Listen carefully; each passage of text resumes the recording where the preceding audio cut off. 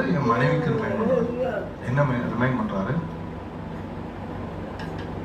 ஆவியானவர் ரொம்ப காலத்துக்கு கொஞ்ச நாளைக்கு முன்னாடி எனக்கு கற்றுக் கொடுத்த ஒரு பாடம். எதுவுமே நம்ம பார்க்கிற பார்வையில தான் இருக்கு. நம்ம அதை அழகாவும் பார்க்கலாம், அதை அசிங்கமாகவும் பார்க்கலாம். அசிங்கமா பார்த்தா அது எப்படித்தான் தெரியும்? இந்த சூட்ல இந்த தூக்கம் பார்த்தீங்களா? மே மாசம் நான் வெளியே போயிருவேன் வழக்கமா. இந்த வருஷம் நான் இந்த மே மாசம் இங்க இருக்கேன். சூழ்நிலை கர்த்தர் மாற்றி வைத்திருக்கிறார். நாங்கள் போகிற இடமெல்லாம் சூழ்நிலை மாறும்.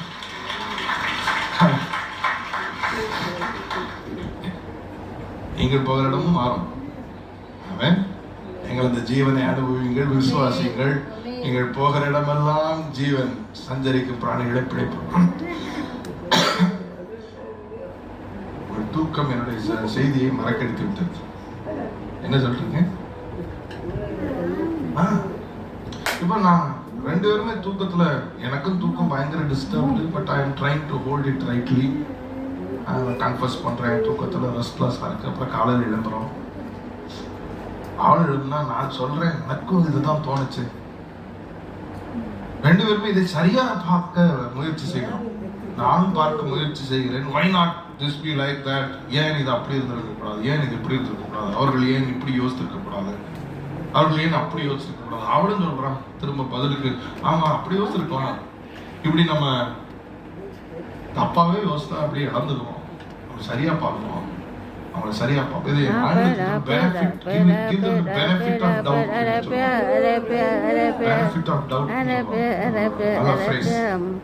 ஒரு லீகல் டேர்ம் கூட. பெனிஃபிட் ஆஃப் டவுட்னா நிச்சயம். எனவே நிச்சயமாய் தெரியாத பட்சத்துல அதை பாசிட்டிவா பார்த்துட்டு போயிடும். நிச்சயமாய் தெரியவில்லை என்றால் அவங்க சரியா தான் செஞ்சிருப்பாங்க, நம்ம தான் அதை தப்பா நினைச்சிட்டோம். கிரிக்கெட்ல கூட யூஸ் பண்ணுவோம் பெனிஃபிட் ஆஃப் டவுட். பேட்டிங்க்கு யூஸ் பண்ணுவோம்.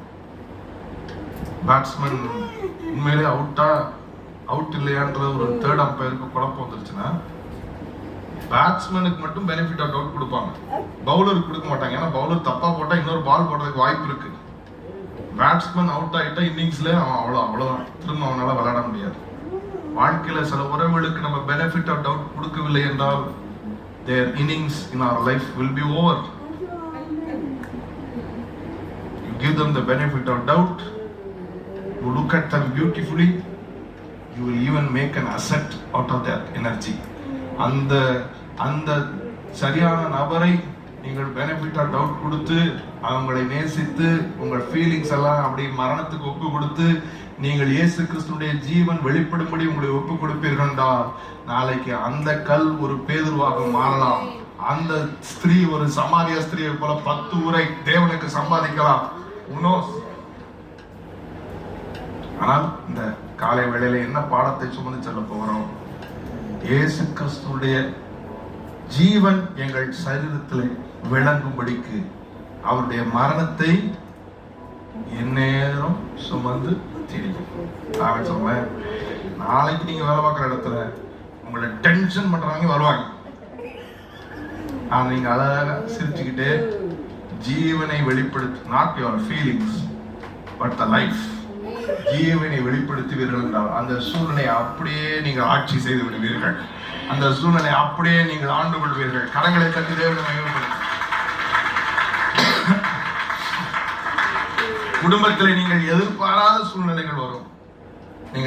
நீங்கள் எதிர்பார்க்கிற உறவுகள் எதிர்பார்க்காத ஒரு ரியாக்ஷன் உங்களுக்கு கொடுத்து ஃபீலிங்ஸ் வரும். ஆனால் அந்த நேரம் இயேசு கிறிஸ்துடைய ஜீவன் விளங்கும்படிக்கு அவருடைய மரணத்திற்கு நீங்கள் உங்களை ஒப்பு கொடுப்பீர்கள் என்றால் அந்த ஜீவன் அப்படியே சிச்சுவேஷனை மாற்றி. ஆமென். தேவன் சுத்த கண்ணன். ஆனால் வேதம் சொல்லுகிறது என்னாகும் 23:21 எல்லா சூழலையும் அழகாக மாற்றுவோம். சுற்றி இருக்கிற சமுதாயம் கிறிஸ்துவை உங்கள் வழியாக பார்க்கட்டும். சுற்றி இருக்கிற நண்பர்கள், சொந்தங்கள், பந்தங்கள் ஜீவனை அனுபவிக்கட்டும். அந்த ஜீவன் நம் சரீரத்தில் விளங்கும்படிக்கு இயேசு கிறிஸ்துடைய மரணத்தை எந்நேரமும் நம் சரீரத்தில் சுமந்து திரிகிறோமா? கைதட்டி தேவனை